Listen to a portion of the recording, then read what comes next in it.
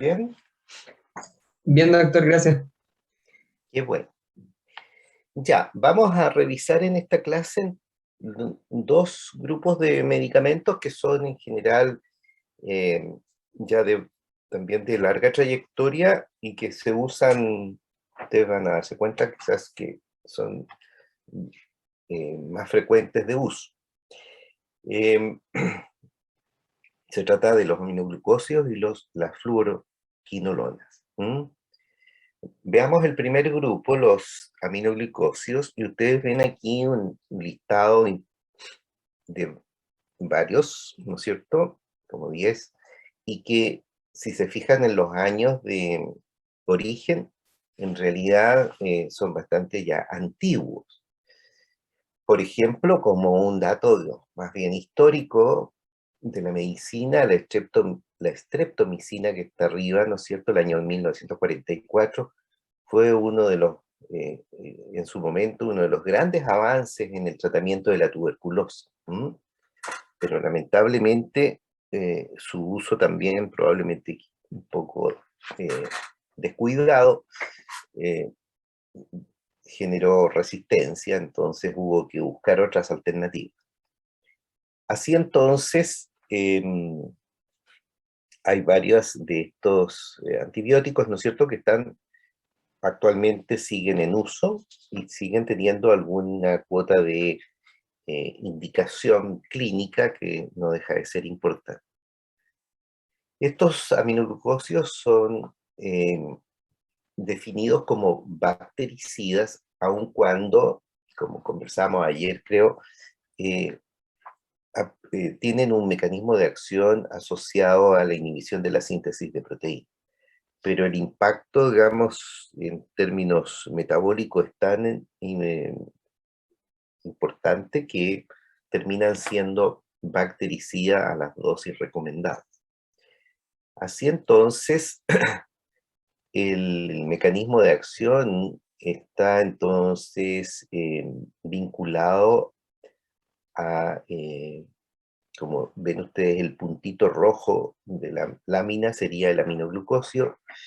Em, Ustedes pueden ver que es como una sumatoria, ¿no es cierto?, de tres mecanismos, en términos de bloquear la iniciación del proceso de síntesis, em, inducir, digamos, un término prematuro de la síntesis, lo cual obviamente va a dar productos incompletos, proteínas incompletas, y también, ¿no es cierto?, eh, generar la incorporación de aminoácidos en forma incorrecta en el proceso de síntesis.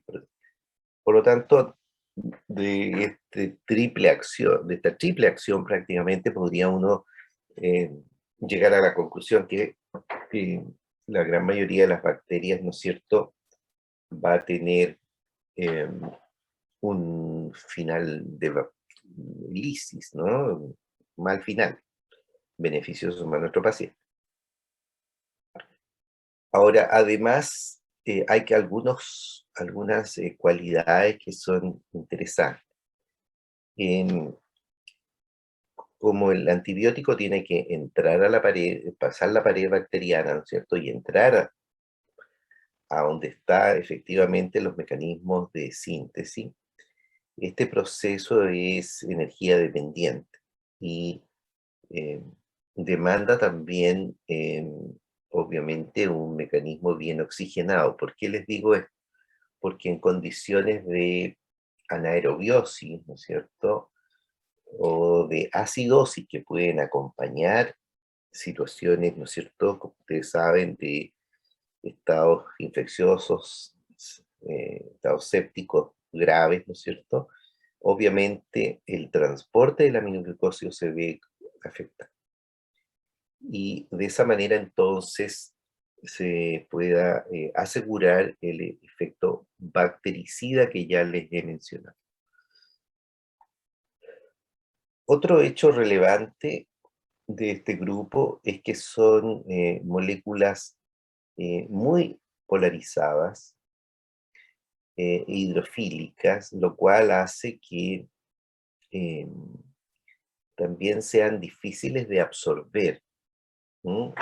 Aquí no es por el tamaño, como veíamos el ejemplo de la vancomicina, básicamente, ¿no es cierto? Sino que aquí tenemos un problema, ¿no es cierto?, de que por la polaridad, eh, atravesar membranas resulta muy complejo.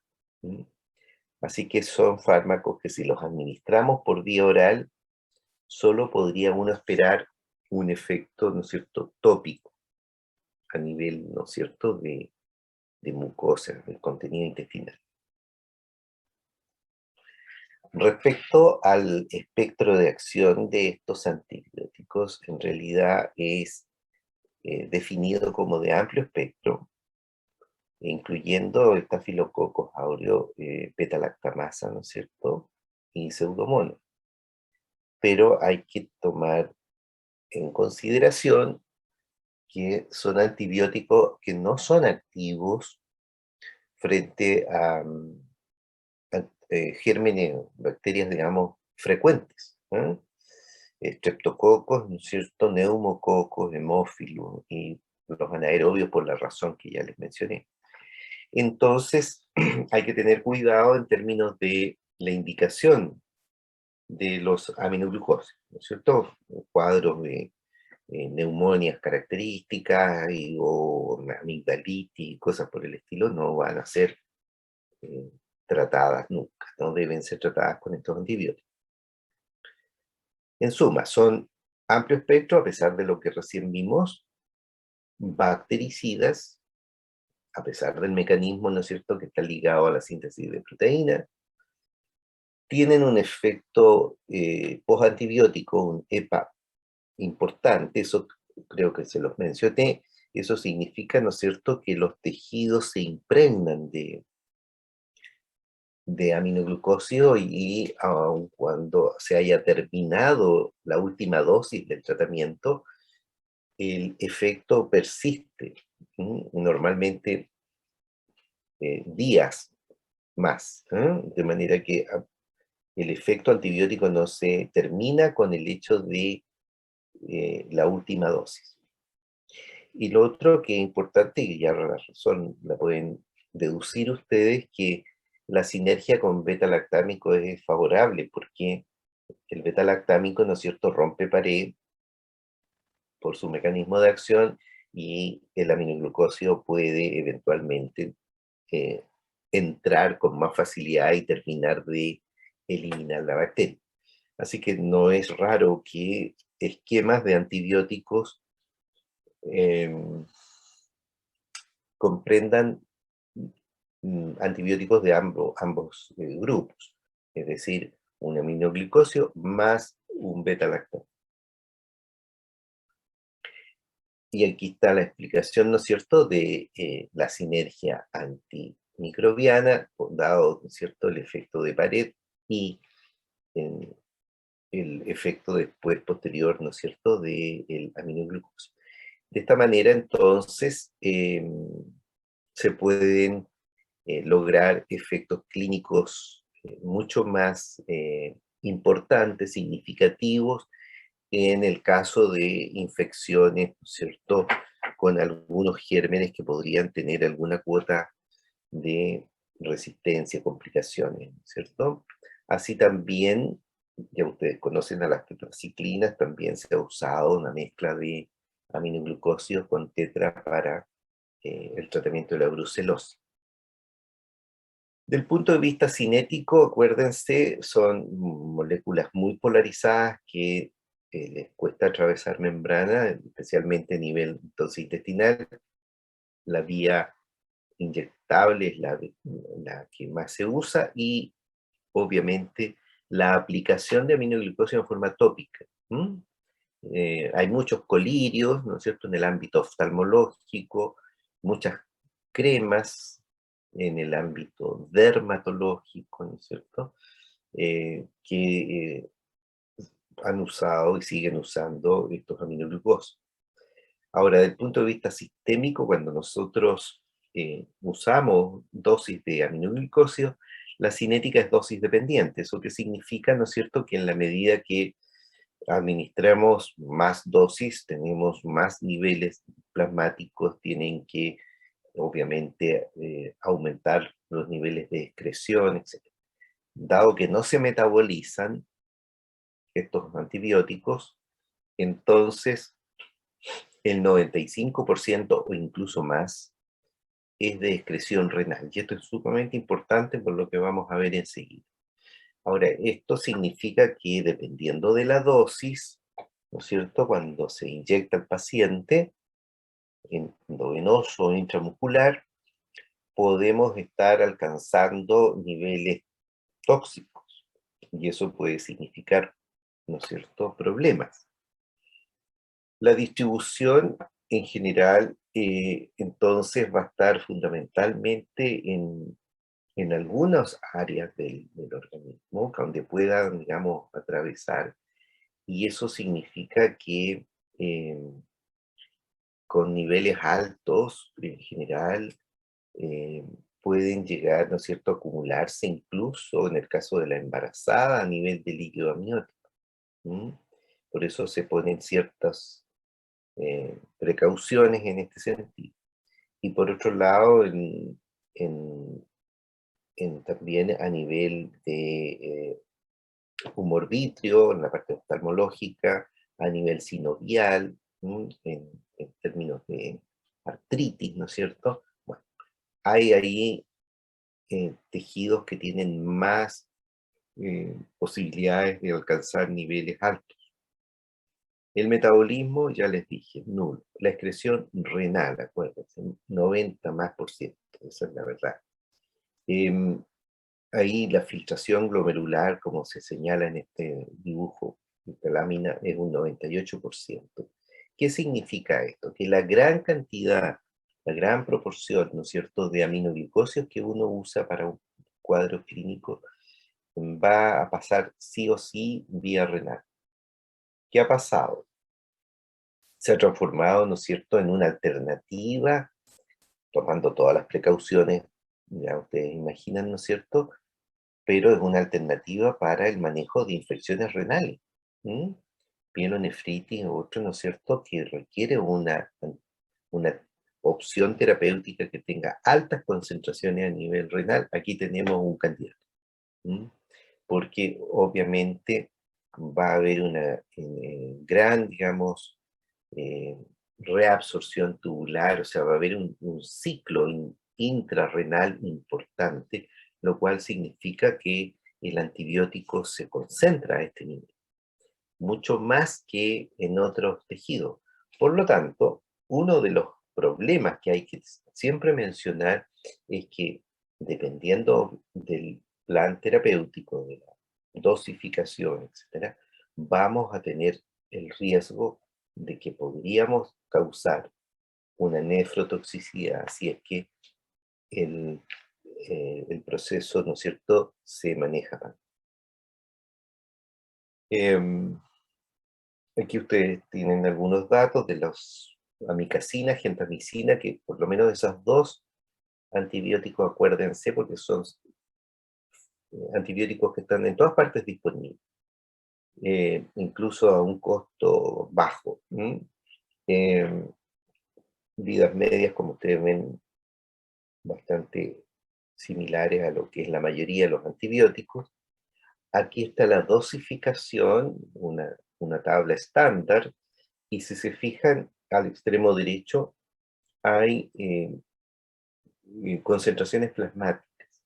¿Por qué esto? No es necesario que se lo aprendan, pero eh, estos antibióticos, a propósito de ya lo que les he comentado, tienen este riesgo de toxicidad, dependiendo de la dosis, si se concentran demasiado. Pensemos, ¿no es cierto?, que el paciente además en un cuadro infeccioso está probablemente con una hidratación límite, etcétera, etcétera. Por lo tanto, frente a situaciones que lo ameriten, digamos, estas antibioterapias pueden ser controladas con niveles plasmáticos, un examen que está disponible en general en todos los hospitales grandes y que nos dan, digamos, los valores que nos permiten ir ajustando la dosis, ya sea en los miligramos administrados, o como ustedes saben, ¿no es cierto?, los intervalos, los tiempos, digamos, entre dosis y dosis, que pueden ser también modificados para que eh, el riesgo de toxicidad eh, sea lo menos posible.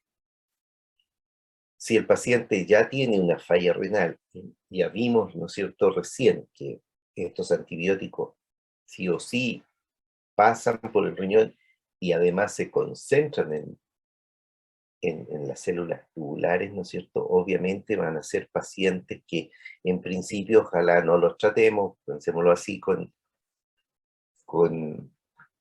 aminoglucósidos, pero si es la opción que tiene el paciente, pues, tenemos que ajustarlos de acuerdo, ¿no es cierto?, a el cleaner renal y vamos, ojalá también con niveles plasmáticos, regulando, ¿no es cierto?, la dosis.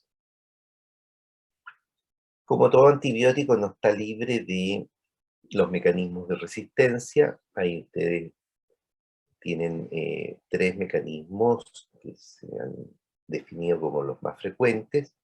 La mutación, ¿no es cierto?, la subunidad 30S, donde actúan los aminoglucósidos, la mutación, ¿no es cierto?, del transporte, eh, que eso podría, ¿no es cierto?, definitivamente evitar que el antibiótico entre a la bacteria, fenómeno descrito, como ustedes ven ahí, para eh, gérmenes que son complejos, la pseudomonas, los estafilococos, ¿no es cierto?, y la producción de enzimas inactivadoras, es decir, así como en el beta-lactámico existen las beta-lactamasas, acá también se han descrito eh, enzimas que tienen la capacidad de destruir el aminoglucosa. Ahí están definidos los principales mecanismos, ¿no es cierto?, enzimas, mutaciones, alteraciones de transportes. Lo que ha sido muy estudiado, y estos últimos mucho más, han sido los mecanismos de resistencia ligados al receptor en el ribosoma. Y ahí entonces ha sido, digamos, un aporte interesante de reconocer estos fenómenos, especialmente a nivel de Mycobacterium tuberculosis, que da la trascendencia epidemiológica que tiene esto, obviamente cualquier mecanismo de resistencia que se logre dilucidar abre no solo el conocimiento en términos de la resistencia, sino que la búsqueda de una opción distinta, ¿no es cierto?, una terapéutica distinta que bypassee este mecanismo de resistencia.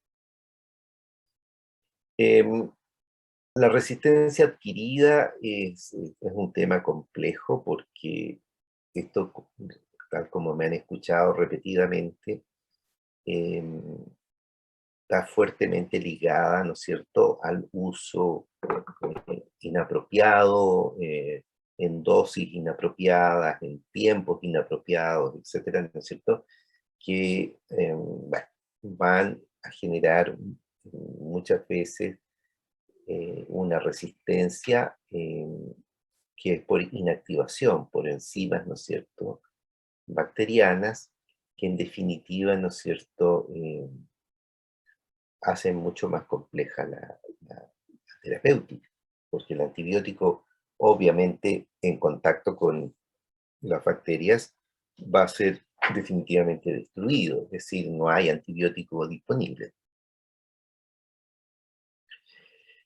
Ahora, todo este manejo que hemos visto y que desde el punto de vista clínico exige, ¿no es cierto?, un monitoreo y definir claramente las condiciones del paciente, la función renal, ajustar dosis, eventualmente controlar con niveles plasmáticos, ¿no?, lo que ustedes han escuchado. Eh, esto también, ¿no es cierto?, lleva no solo el tema del riesgo de resistencia, sino que la aparición de reacciones adversas.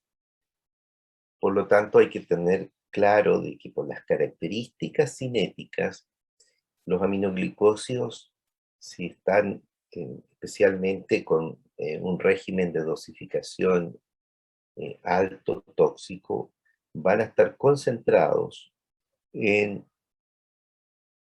células, ¿no es cierto?, renales y también en la endolinfa del oído interno. Y esto podría también incluso afectar, por ejemplo, el desarrollo fetal en términos de toxicidad. Ujú. La nefrotoxicidad ha sido un tema muy estudiado desde hace ya un par de décadas, muy estudiado, ¿no es cierto?, para poder respaldar esta precaución que yo les he hecho mención de un manejo monitorizado del paciente y del antibiótico. En este caso, ¿no es cierto?, los aminoglucósidos ya sabemos que son concentrados a nivel de células tubulares. Eso genera un estrés oxidativo, digamos, importante y eh, liberación de enzimas, especialmente proteasas, y eso lleva, ¿no es cierto?, hasta la necrosis tubular. Em, la gracia, entre comillas, ¿no es cierto?, es que felizmente es recuperable, es reversible en pocos días posterior a la suspensión del tratamiento, pero puede llegar a ser, ¿no es cierto?, una situación compleja que agrava el estado del paciente. Así que esa es la razón, les repito, por la cual hay que estar atento en el caso que amerite. Acá hay un resumen, ¿no es cierto?, en este dibujo de lo que significa la administración acá. En la línea de abajo, ¿no es cierto?, aparece gentamicina como un ejemplo, ¿no es cierto?, cómo esta gentamicina se concentra a nivel de célula tubular y se activa todo un proceso, ¿no es cierto?, de estrés oxidativo que finalmente va a llevar a la liberación de enzimas y citoquinas, ¿no es cierto?, proinflamatorias, y de eso deriva, ¿no es cierto?, la necrosis. Pero, acuérdense, recuperar. La verdad es que no son pocos los pacientes que pueden llegar a estas condiciones. Se han estudiado series amplias de enfermos tratados con aminoglucósidos y puede llegar a ser uno de 4, ¿no es cierto?, pacientes que puedan tener algún compromiso renal. Siempre recordar que es reversible y que se potencia si hay otros fármacos nefrotóxicos que pueden, ¿no es cierto?, alterar mecanismos de transporte, como pasa con los diuréticos, ¿no es cierto?, y acelerar el proceso. Así que siempre mucho cuidado, especialmente les repito, si el paciente, ¿no es cierto?, tiene factores de riesgo en términos de toxicidad renal. Lo habitual, si la pregunta es cómo uno se da cuenta que puede haber nefrotoxicidad, puede ser que el paciente aprox al sexto o séptimo día de tratamiento pueda presentar entonces proteinuria o cilindruria, o sea, eliminación en el examen de orina, ¿no es cierto?, de estos elementos que se pueden perfectamente visualizar y medir, y eso significa, ¿no es cierto?, que hay que poner las precauciones y eventualmente eh, o medir los niveles plasmáticos o tomar decisiones de evitar la falla renal.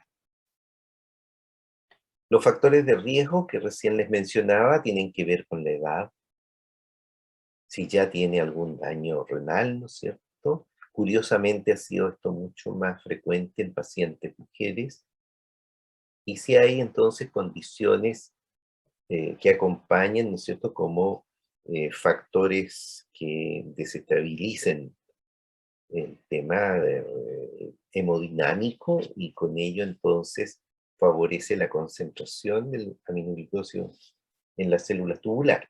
Así que los vuelvo a hacer, digamos, un poco el juego mental de imaginarse un paciente que pueda estar requiriendo un tratamiento de este nivel.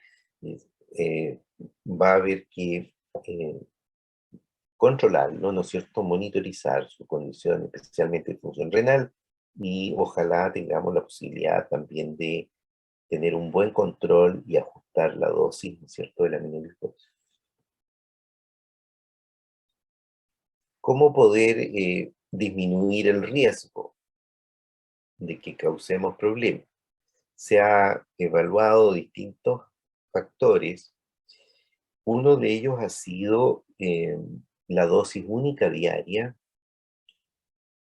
considerando que en algún momento estos antibióticos se administraban en forma más frecuente en el día, intervalos de cada 8 horas, por ejemplo.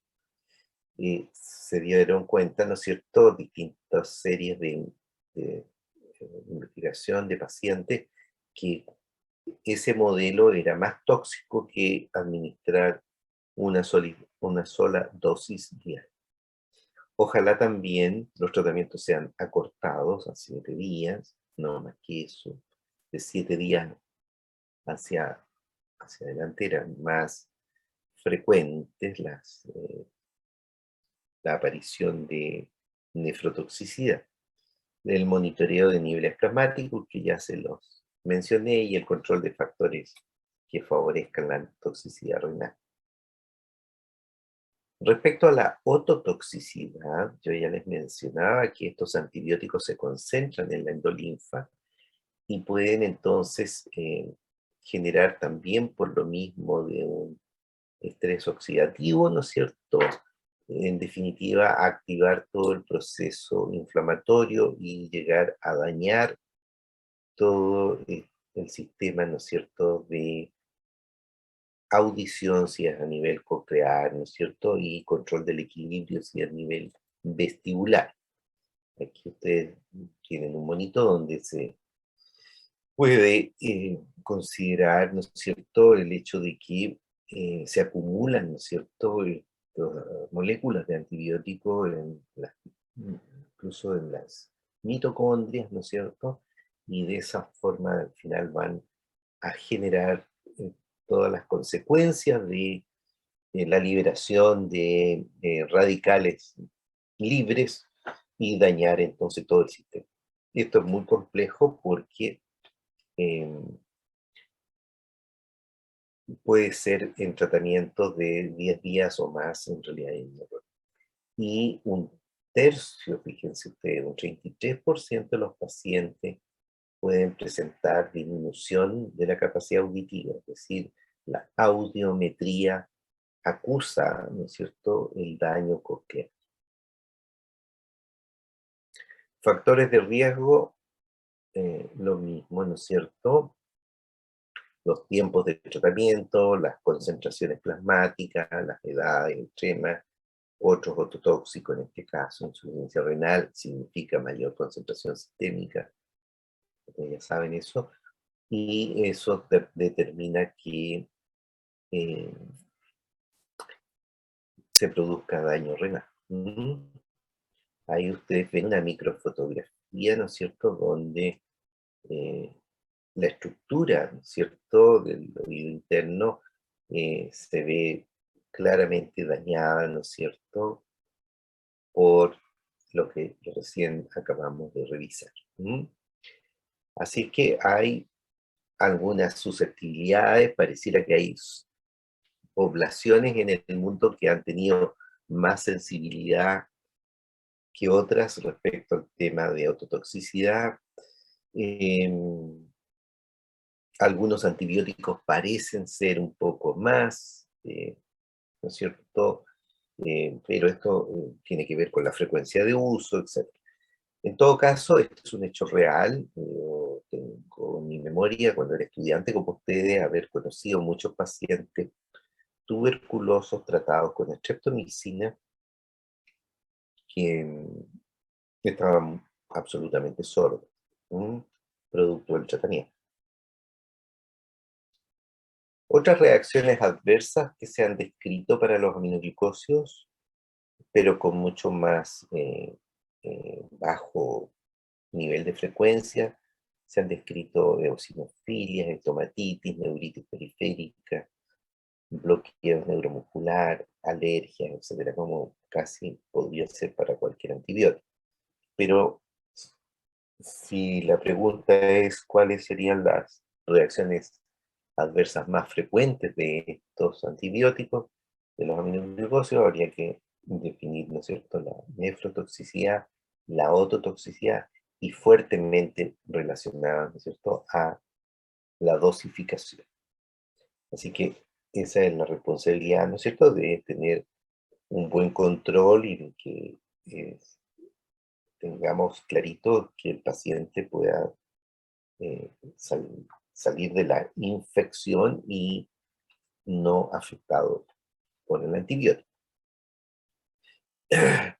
Las indicaciones por vía sistémica, inyectable, especialmente, ¿no es cierto?, para paciente crítico, fíjense ustedes en este resumen aquí de indicaciones clínicas, ustedes van a ver casi todas endocarditis por distintas eh, eh, infecciones, ¿no es cierto?, de estafilococos, streptococcus viridans, etc. O sea, en el ámbito de las endocarditis, un cuadro clínico muy complejo, como ustedes van a ver, ¿no es cierto? Evidentemente, sigue siendo, a pesar de que hay otros antibióticos, sigue siendo una opción y especialmente pensado en estas sinergias, ¿no? En asociaciones con beta-lactámico o incluso vancomicina.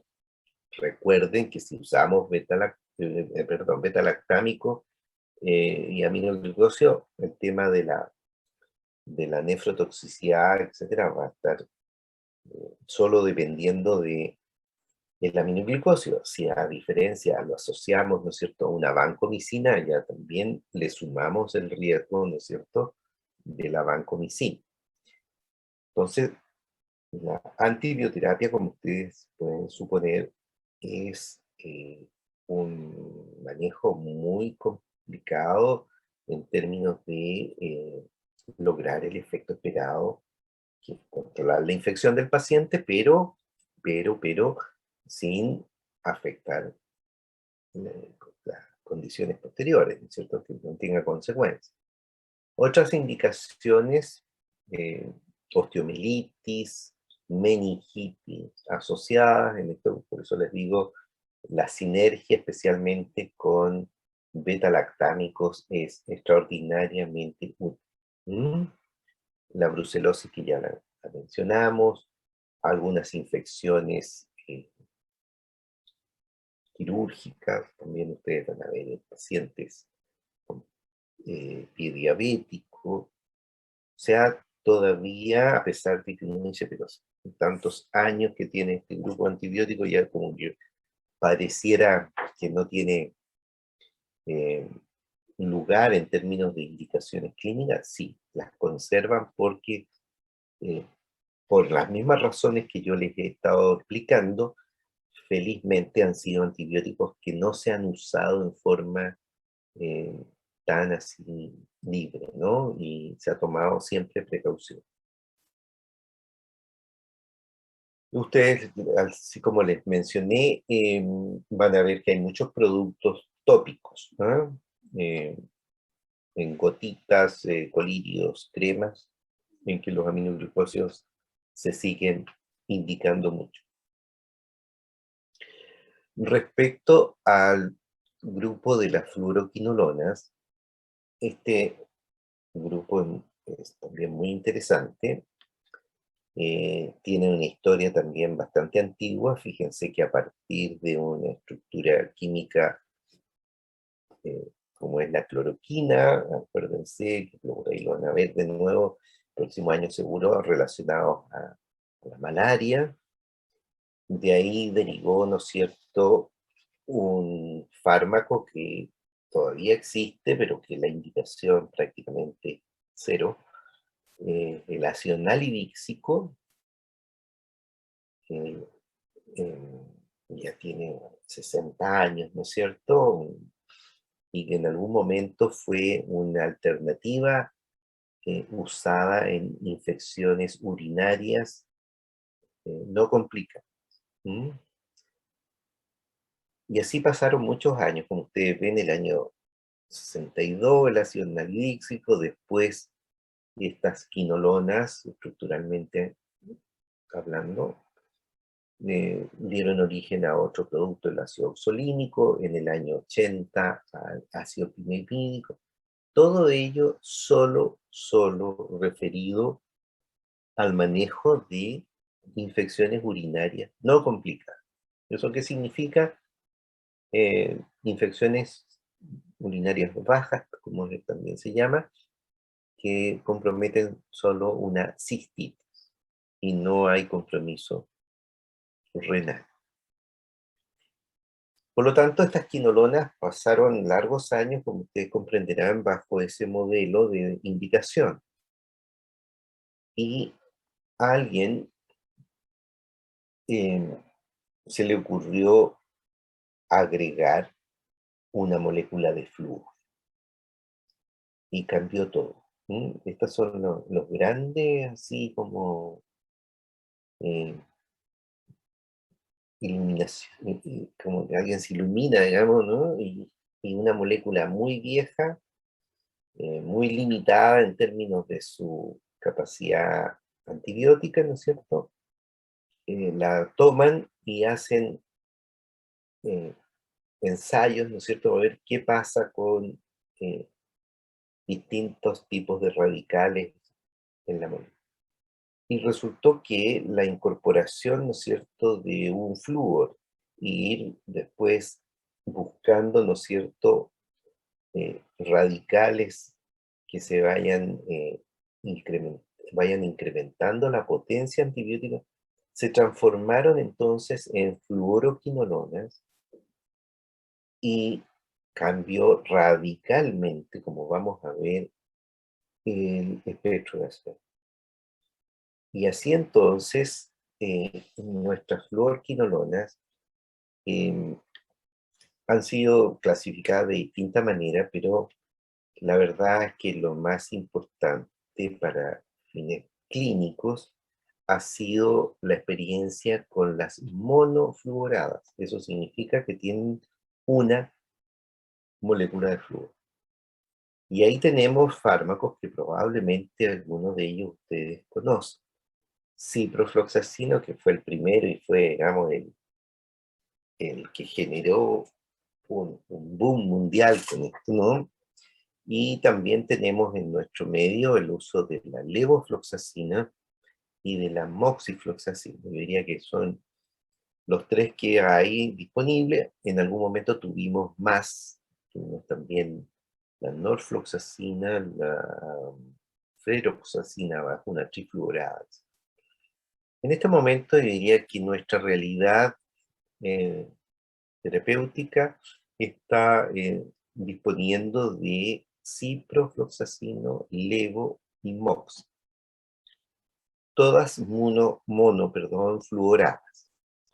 ¿Qué significó eso? Que pasamos entonces a tener un cambio radical, les repito, desde solo infecciones urinarias no complicadas a un efecto sistémico para eh, infecciones de distintos, causadas por distintas bacterias, a amplio espectro, incluso, digamos, a llegar, como vamos a ver, a ser una alternativa terapéutica de muy fácil manejo para infecciones graves.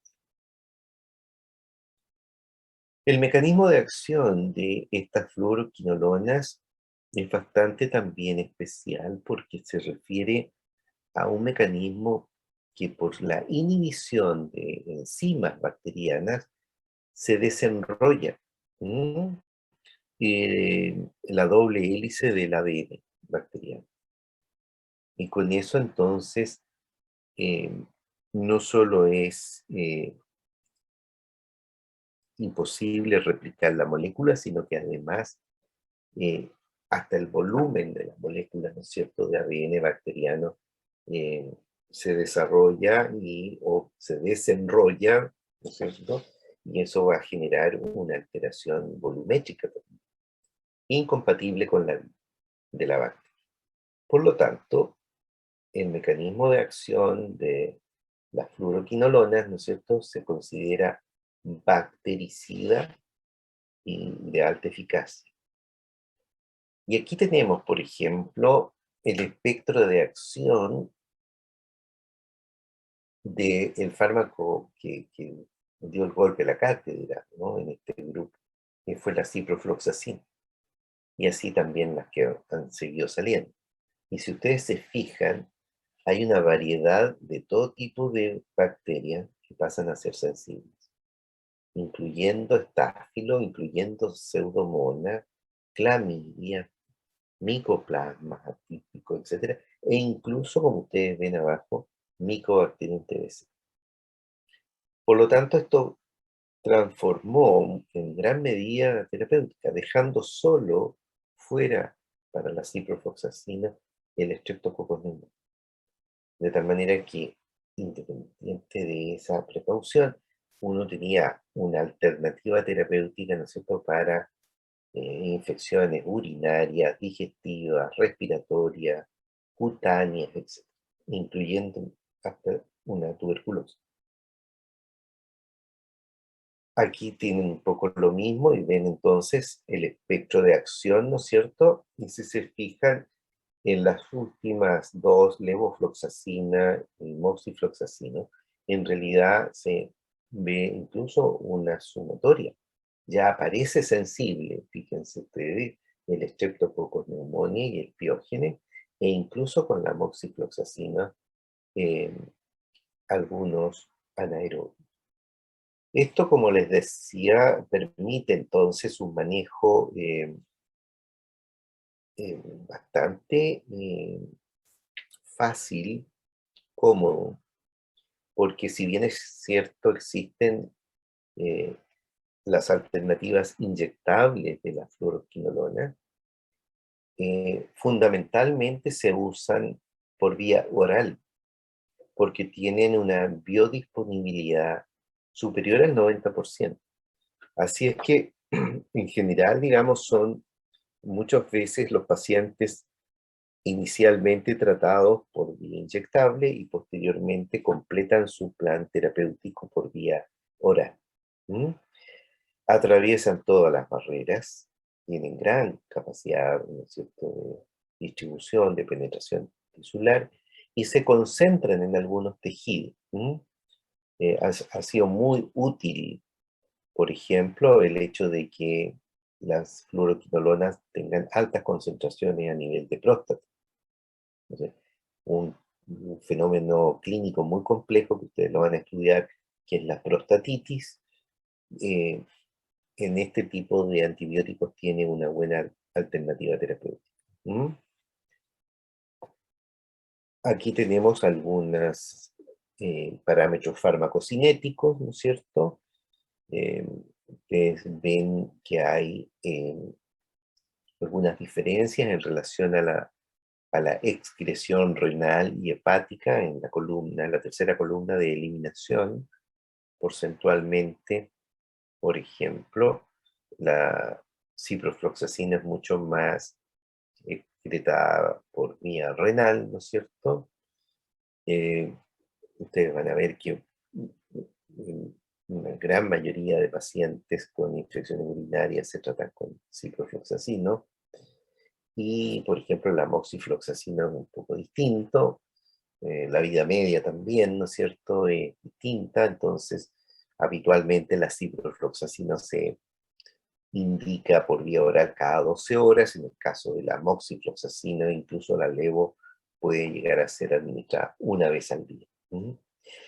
Significa, digamos, les repito, abordar una serie de infecciones,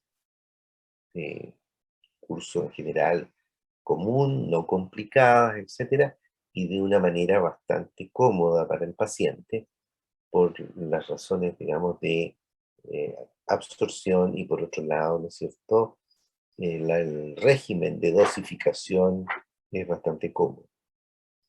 Pero también hay que tener presente que pueden haber reacciones adversas, muchas de ellas calificadas de leves, a veces pasan inadvertidas, y otras que pueden tener alguna complicación. ¿Mm? Em, Algunos pacientes pueden presentar, como ustedes ven ahí, alteraciones en las transaminasas. Todo esto es transitorio, pero se ha tomado, digamos, algunas precauciones especiales con respecto a eventual concentración y depósito de antibióticos en cartílago y en los tendones, fíjense ustedes.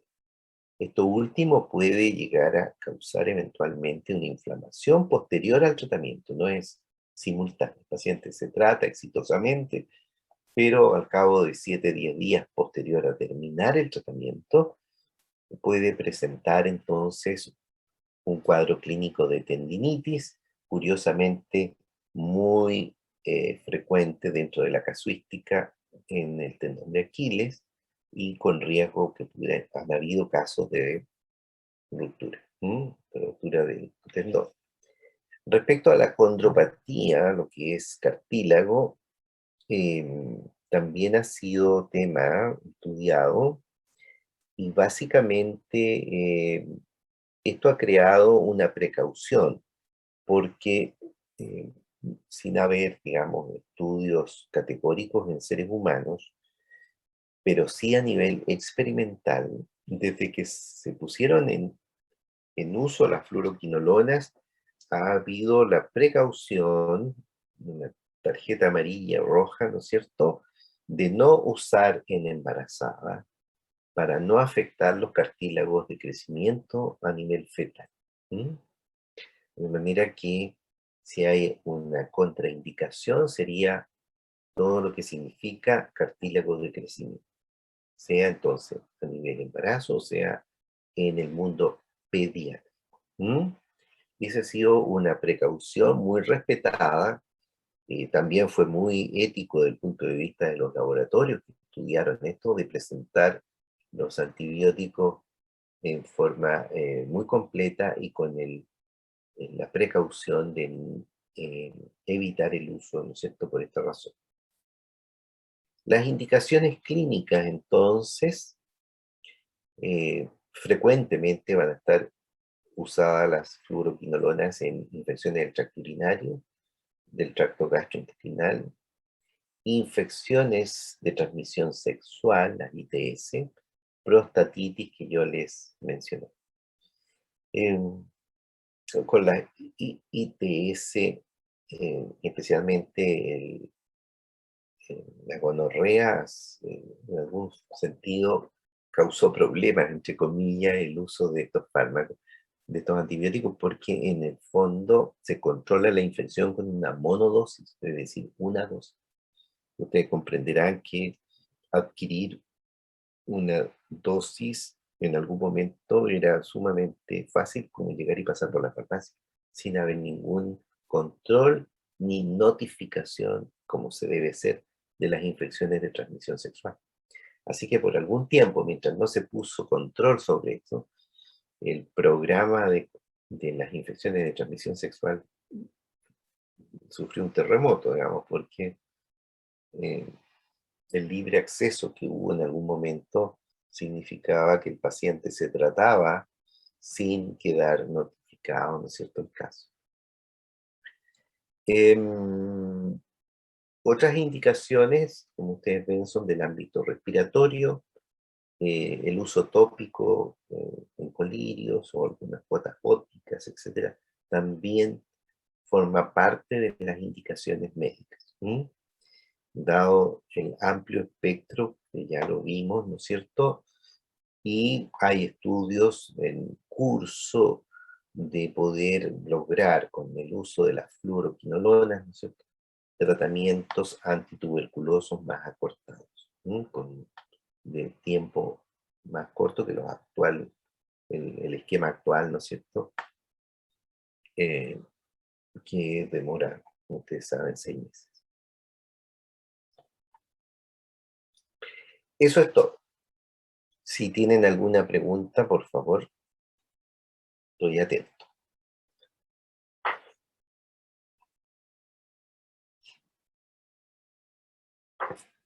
¿Les quedó claro? No, parece que no. Está clarito, doctor.